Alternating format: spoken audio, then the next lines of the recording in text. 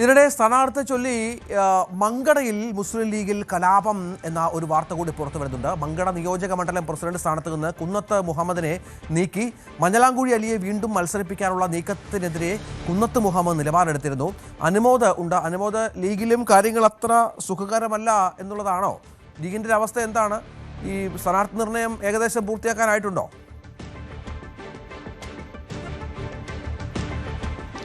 രഞ്ജിത്ത്, മങ്കട മണ്ഡലത്തിൽ മഞ്ഞളാംകുഴി അലിയെ വീണ്ടും മത്സരിപ്പിക്കാനുള്ള നീക്കത്തിനെതിരെ കുന്നത്ത് മുഹമ്മദ് നിലപാടെടുത്തിരുന്നു. തുടർച്ചയായി ഒരാളെ 3 തവണ മത്സരിപ്പിക്കുന്നതിനെതിരെ അദ്ദേഹം നിലപാടെടുത്തതും വലിയ തോതിൽ തന്നെ വിമർശനം ഉന്നയിച്ചിരുന്നു. അദ്ദേഹത്തെ ഇടതുപക്ഷം സ്ഥാനാർത്ഥിയായി, സ്വതന്ത്ര സ്ഥാനാർത്ഥിയാക്കി മത്സരിപ്പിക്കാനുള്ള നീക്കവും നടത്തിയിരുന്നു. പക്ഷേ അദ്ദേഹം അതിന് സമ്മതിച്ചില്ല.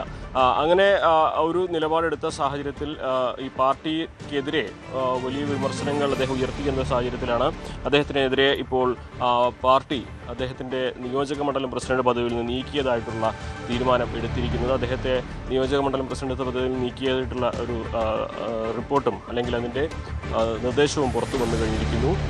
മങ്കടയിൽ കഴിഞ്ഞ ദിവസം LDF അവരുടെ സ്ഥാനാർത്ഥിയെ പ്രഖ്യാപിച്ചിരുന്നു. അലവി അദ്ദേഹമാണ് അവിടുത്തെ സ്ഥാനാർത്ഥിയായിട്ടുള്ള. അദ്ദേഹം CPM-ൻ്റെ ജില്ലാ കമ്മിറ്റി അംഗമാണ്. അതേപോലെ തന്നെ കർഷക തൊഴിലാളി യൂണിയനിലൊക്കെ അദ്ദേഹം കാലങ്ങളെ പ്രവർത്തിക്കുന്ന വ്യക്തിയാണ്. പക്ഷേ മഞ്ഞളാംകുഴി അലിക്കെതിരെ UDF-ൽ നിന്ന് തന്നെ ഒരാളെ കൊണ്ടുവരാനുള്ള നീക്കങ്ങൾ വലിയ തോതിൽ തന്നെ LDF നടത്തിയിരുന്നു. കുന്നത്ത് മുഹമ്മദ് മത്സരിക്കുമെന്ന തരത്തിലുള്ള പ്രചാരണവും ശക്തമായിരുന്നു.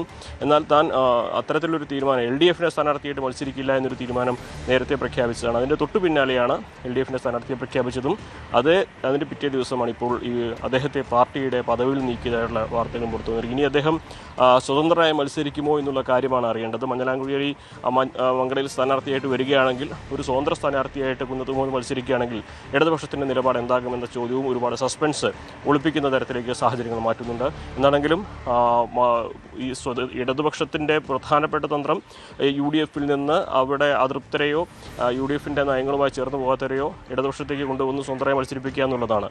ഒരുപക്ഷെ ഇടതു സ്വതന്ത്രനല്ലാതെ സർവ്വസ്വതന്ത്രനായിട്ട് ഇദ്ദേഹം മത്സരിക്കാൻ തയ്യാറായാൽ ഇടതുപക്ഷം അദ്ദേഹത്തെ പിന്തുണച്ചുകൊണ്ട് നിലപാട് സ്വീകരിക്കുമോ എന്നുള്ള കാര്യങ്ങളൊക്കെ തന്നെയാണ് കണ്ടറിയേണ്ടത്. എന്താണെങ്കിലും മങ്കടയിലെ രാഷ്ട്രീയ നീക്കങ്ങൾ അപ്രതീക്ഷിതമായ രീതിയിൽ തന്നെയാണ് ഇപ്പോൾ മുന്നോട്ട് പോകുന്നത്. ഒപ്പം ലീഗിൻ്റെ ഒരു പ്രധാനപ്പെട്ട യോഗം കൂടി ഇന്ന് ചേരുന്നുണ്ടല്ലോ അനുമോദ്. ഇന്ന് വൈകുന്നേരത്തോടു കൂടി ഒരു സ്ഥാനാർത്ഥി പ്രഖ്യാപനം, അന്തിമ ലിസ്റ്റൊക്കെ തയ്യാറാകുമോ? എന്താണ് സാഹചര്യം?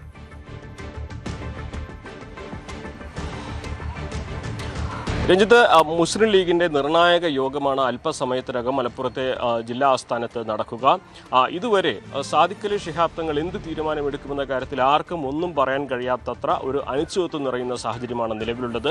ഏതെല്ലാം മണ്ഡലങ്ങളിൽ സ്ഥാനാർത്ഥികളെ മാറ്റും, പുതിയ ആളുകളെ ഇറക്കുമെന്ന കാര്യത്തിലൊക്കെ സസ്പെൻസ് നിറഞ്ഞു നിൽക്കുന്ന ഒരു സാഹചര്യമാണ് നിലവിലുള്ളത്. മുൻപൊന്നും ഇത്രയും അധികം ഒരു സ്ക്രൂട്ടനിയോ അല്ലെങ്കിൽ കൂടിയാലോചനകളോ സ്ഥാനാർത്ഥി നിർണയത്തിന് മുസ്ലിം ലീഗിൻ്റെ ഭാഗത്തുണ്ടായില്ല. അതിനൊക്കെ അത്തരത്തിലുള്ളൊരു ശൈലിയെല്ലാം മാറ്റിക്കൊണ്ട് സാദിഖ് അലി ശിഹാബ് തങ്ങൾ പൂർണ്ണമായിട്ടും ഇക്കാര്യത്തിൽ ആലോചിച്ച് തീരുമാനമെടുക്കുന്ന തരത്തിലേക്ക് തന്നെയാണ് പോകുന്നത്. നേതാക്കൾക്ക് പോലും അതായത് സിറ്റിംഗ് MLA-മാർക്ക് പോലും അവർക്ക് സീറ്റ് ഉണ്ടാകുമോ എന്നുള്ള കാര്യത്തിൽ സംശയം നിറഞ്ഞു നിൽക്കുന്ന ഒരു സാഹചര്യമാണ് നിലവിലുള്ളത്.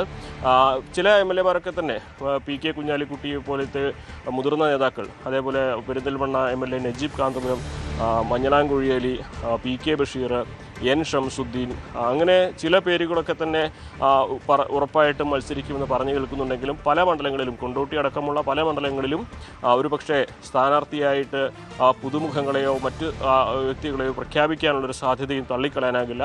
അത്തരത്തിൽ തികച്ചും അനിശ്ചിതത്വം നിറഞ്ഞു നിൽക്കുന്ന ഒരു നടപടികളുമായിട്ടാണ് ഇത്തവണ മുസ്ലിം ലീഗിൻ്റെ സ്ഥാനാർത്ഥി നിർണയം പുരോഗമിക്കുന്നത്.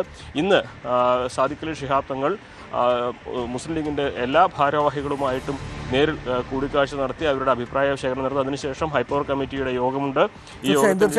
മറ്റൊരു പ്രശ്നം അനുമോദ് പറയേണ്ടത്, കോൺഗ്രസുമായി തിരുവമ്പാടി പട്ടാമ്പി സീറ്റുള്ള വെച്ചുമാറ്റം അത് ഉപേക്ഷിച്ചു ലീഗ് എന്നുള്ളതാണ്. തിരുവമ്പാടി ലീഗ് സ്ഥാനാർത്ഥി തന്നെ മത്സരിക്കും. പട്ടാമ്പി വിട്ടുകൊടുക്കാൻ കോൺഗ്രസ് തയ്യാറാകാത്തത് ഒരു പ്രശ്നമായിട്ടുണ്ട്. VS ജോയ് തവനൂരിൽ സ്ഥാനാർത്ഥിയാകും എന്നുള്ളതാണ് പ്രധാനപ്പെട്ട കാര്യം. മറ്റൊന്ന് സന്ദീപ് വാര്യർ BJP വിട്ട് കോൺഗ്രസിൽ വന്ന് സന്ദീപ് വാര്യർക്ക് സീറ്റ് ലഭിക്കേണ്ടതുണ്ട്. അങ്ങനെ പല പല പ്രശ്നങ്ങളാണ് ആ മേഖലയിൽ കോൺഗ്രസിനെയും ലീഗിനെയൊക്കെ അഭിമുഖീകരിക്കുന്നത്, അല്ലേ? തീർച്ചയായും തിരുവമ്പാടി പട്ടാമ്പി സീറ്റ് കൈമാറ്റം നടക്കുകയാണെങ്കിൽ ഒരുപാട് പ്രശ്നങ്ങൾക്ക് പരിഹാരം കാണാൻ UDF-ന് കഴിയുമായിരുന്നു. പക്ഷേ മാരത്തോൺ ചർച്ചകൾക്ക് പോലും അത് പരിഹരിക്കാൻ കഴിയാത്ത തരത്തിലേക്ക് സാഹചര്യങ്ങൾ മാറ്റി.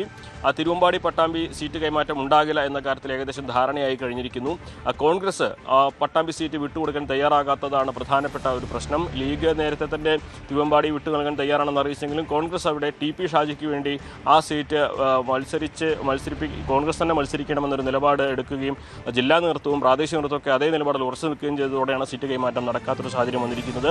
നേരത്തെ തിരുവമ്പാടി കോൺഗ്രസിന് ലഭിക്കുകയാണെങ്കിൽ അവിടെ Malappuram DCC president VS Joy മത്സരിക്കുമെന്ന തരത്തിലായിരുന്നു ധാരണ ഉണ്ടായിരുന്നത്. ഈ മാറിയ സാഹചര്യത്തിൽ തിരുവമ്പാടി ലീഗ് സ്ഥാനാർത്ഥി തന്നെ പൊതുസ്വതന്ത്രനാകുമോ അതോ ചിഹ്നത്തിലാകുമോ എന്ന കാര്യത്തിൽ തീരുമാനം വരേണ്ടതുണ്ട്. ചിഹ്നത്തിലാകുമെന്നാണ് വലിയൊരു ഭാഗം നേതാക്കൾ അവകാശപ്പെടുന്നത്. പക്ഷേ അത് തീരുമാനം വരേണ്ടതുണ്ട്. പക്ഷേ അവിടെ ലീഗ് സ്ഥാനാർത്ഥിയാണ് എന്നുള്ളത് കൊണ്ട് തന്നെ VS ജോയ് തിരുവമ്പാടി മത്സരിക്കില്ല. അദ്ദേഹം തവനൂരിൽ മത്സരിക്കുമെന്ന തരത്തിലാണ് ഇപ്പോൾ ഏറ്റവും പ്രധാനപ്പെട്ട വിവരം. അദ്ദേഹം തവനൂരിൽ മത്സരിക്കുകയാണെങ്കിൽ നേരത്തെ അവിടേക്ക് നിശ്ചയിക്കപ്പെട്ട സന്ദീപ് വാര്യരും അതുപോലെ സീറ്റിന് അവകാശം ഉന്നയിച്ച PT അജയ് മോഹനും അവരെ എങ്ങനെ സെറ്റിൽ ചെയ്യുമെന്നുള്ള ചോദ്യമാണ് കോൺഗ്രസിന് മുമ്പിൽ ഉദിക്കുന്നത്.